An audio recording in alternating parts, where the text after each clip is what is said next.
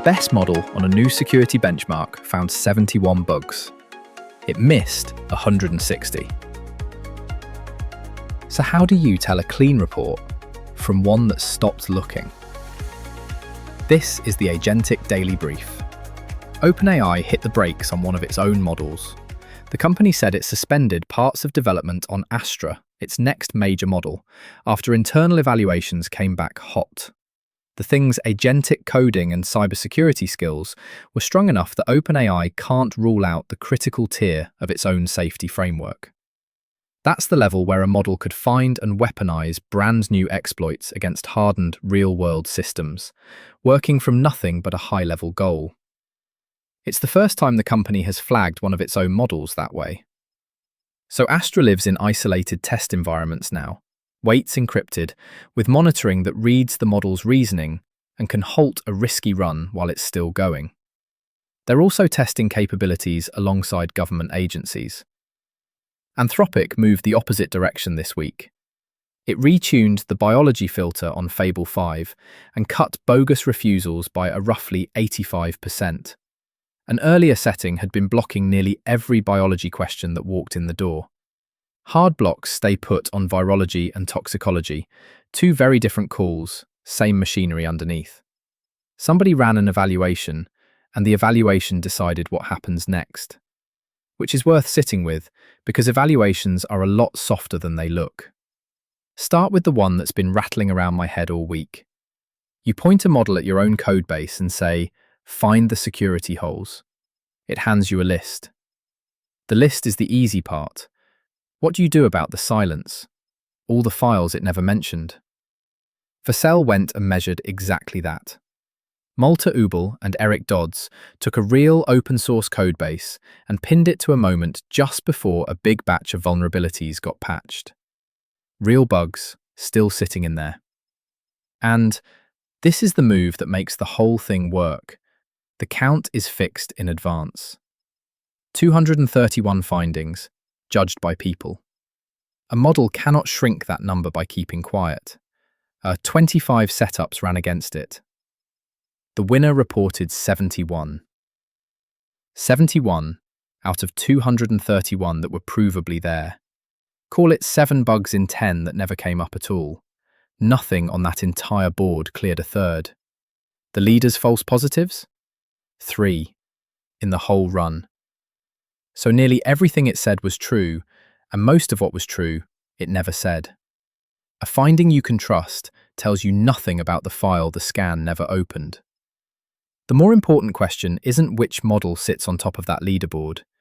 It's what your team does at 9 in the morning when the report comes back with 3 tidy items and a lot of white space.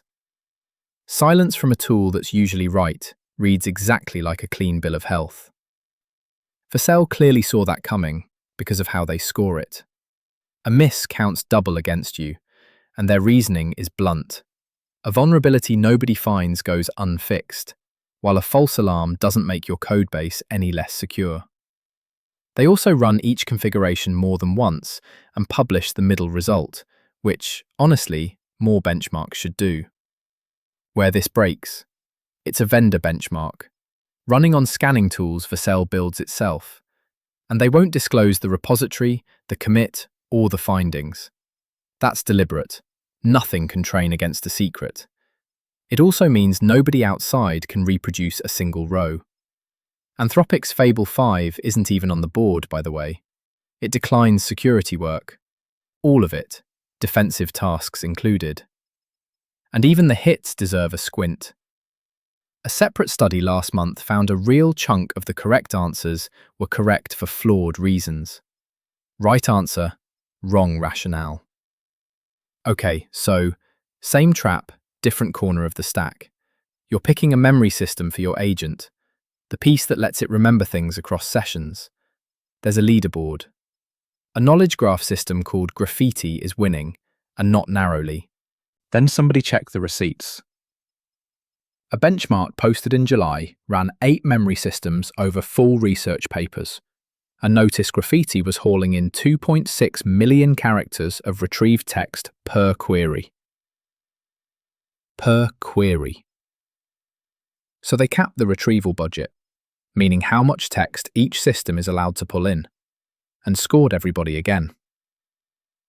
Graffiti dropped from first to last, behind plain chunk retrieval, the boring one. Cut the text into pieces, grab the closest pieces, done. And even under the cap, the graph was still pulling about twice the text of that baseline, and still lost. The authors put it plainly. Any comparison that doesn't control for retrieved volume is comparing budgets as much as architectures. I mean, that's the whole thing, right? You thought you bought a structure. You bought a bigger pile of text. And you pay for that pile on every call, in money and in the weight. Their own bet is unproven, though. One of those systems belongs to the authors, so the number carrying the weight here is the plain baseline they didn't build. A separate paper also found the ranking flips with tenure. Give a graph a couple of months of accumulated memory and it pulls back ahead. My read is that graphs may well earn their build cost over the long haul, but on a single question at a fair budget, the dumb baseline held. What moved the needle most in that study wasn't structure at all. It was spending the budget on better retrieval. Which leaves the obvious question, and it's the last one today. If the test is doing the deciding, who's grading the test? Because the eval you wrote in an afternoon is now the thing that decides what ships. Olive Song is the reinforcement learning research lead at MiniMax. On a panel, she said the hard part of the final training stretch on M3, their openly released model, wasn't the model at all.